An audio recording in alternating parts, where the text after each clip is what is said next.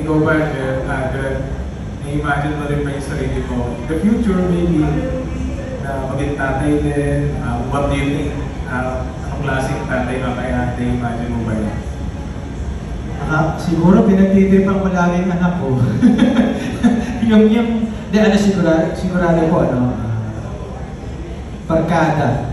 I always believe yung friendship, brotherhood, and being a father, kailangan maging kompleto pag tatay ko. Kasi yun yung sensibilidad na dinadala ng batang pagtanda. Kung paano siya maging kapatid, kung paano siya maging kaibigan, at paano siya maging tatay pagtanda. So I think you have to be like that as the child grows old. And lastly na lang kasi, sa trailer pinakita kanina parang may eksena doon na sinabi na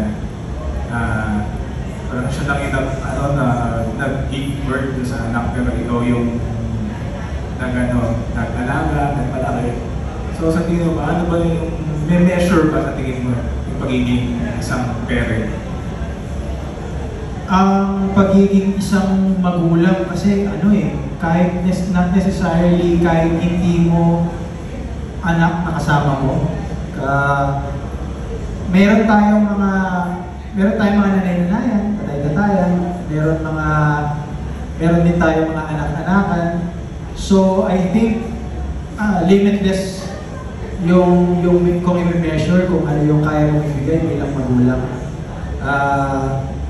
It will only boil down into gaano kadami at kalaki yung pagmamahal na kaya mong ibigay.